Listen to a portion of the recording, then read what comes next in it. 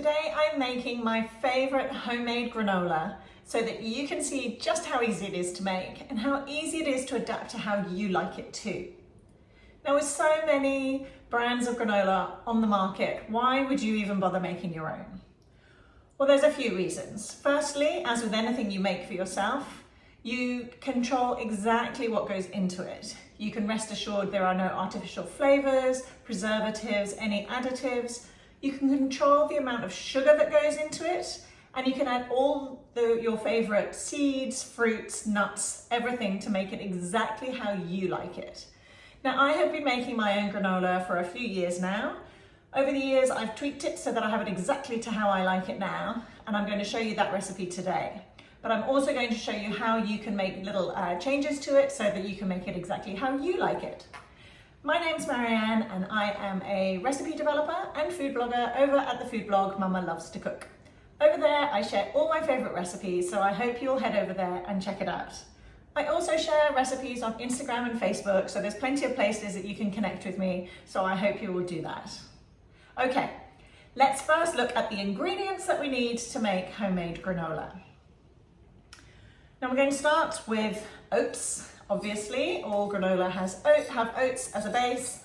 Now, oats are an amazing ingredient. They are a bit of a superfood. I love using oats for three main reasons. Firstly, they are very cheap. You can get a whole bag. This whole bag here costs around $1.50 in Australia. That's about $1 US. Super cheap. They are known as a superfood because they are packed full of nutrients. They are whole grain, they are packed full of antioxidants, vitamins, fiber, protein.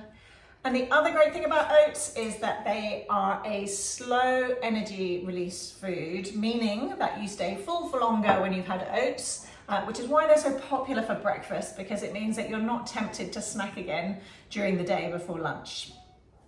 Okay, the second ingredient going into my granola is the nuts that I use. Now, personally, I like to use cashew nuts and almonds. You can choose whatever nuts you like.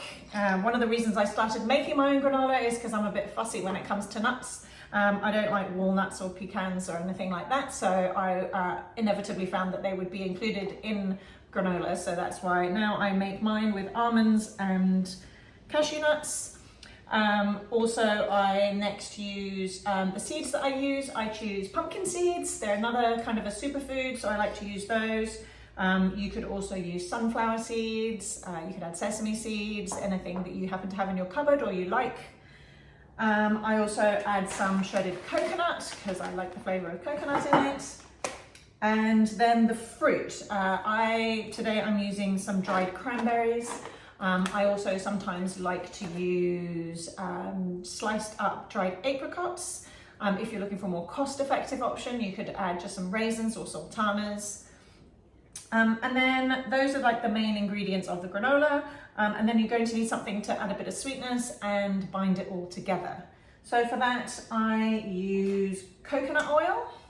A little bit of coconut oil just to help kind of bind it all together.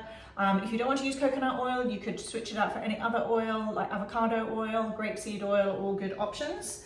And then for the sweetness, I'm choosing to have a combination of honey and maple syrup. If you don't have either or don't like either, you could do one or the other, but I quite like the combination of the two together. Okay, let's now see just how easy it is to make this granola. Right, the first thing I'm going to do is to make up the oil, honey and maple syrup mixture. So I'm adding 2 tablespoons of coconut oil and 2 tablespoons of honey and 1/4 cup of maple syrup.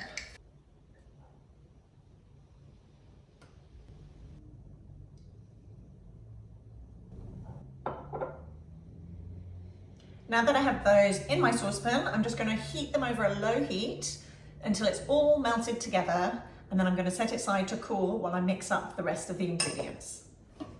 Right, now we can mix together all the dry ingredients for the granola.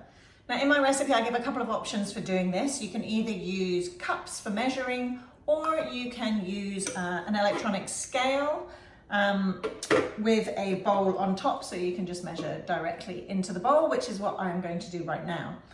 So we're going to start with the oats. Now, one thing I didn't say about the oats earlier is when you're buying oats, just go for plain traditional rolled oats, or even steel cut oats are fine. Just make sure that you avoid any instant or fast cook oats because they won't work as well. Okay, so I'm going for 350 grams of this, or if you're using cups, it will be 4 cups. Next, I'm adding my pepitas or pumpkin seeds. I'm going for 50 grams or 1/3 of a cup of those.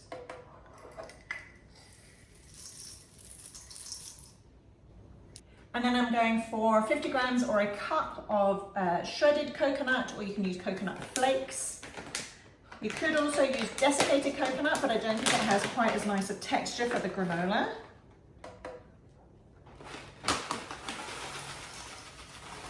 Next, I'm weighing my nuts. Now you want about 100 grams of nuts, or if you're using cups, then it'll be 1 cup of nuts. So I've got my cashew nuts first. I'm going to weigh those in. And 50 grams of the almonds. And before I add the nuts to the granola, I'm just going to give them a bit of a rough chop so that they are some smaller pieces to go into the granola.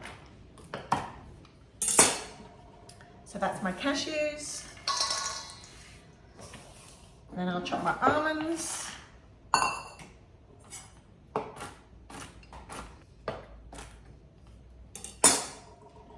And I'm going to add those to the bowl as well. Okay, so that's all the dry ingredients for now. You'll notice I haven't added the fruit yet. The fruit goes in after we've baked the granola. So now I've got all the ingredients in the bowl. We're just going to mix them all up. You can use a spoon. I find it easier and quicker just to use my hands, just to mix them all together quickly and easily. And now we just need to add the liquid to make it all come together nicely. Here's my pan where the maple syrup, coconut oil and honey have all melted together. I'm just going to pour that liquid over the dry ingredients and give it a good mix together. Now that that's nicely mixed together with the dry ingredients and the liquid ingredients, it's time to bake it. I have a baking tray, roasting tin here. I've just lined it with a little baking paper. All I'm going to do is tip the granola into the baking tray.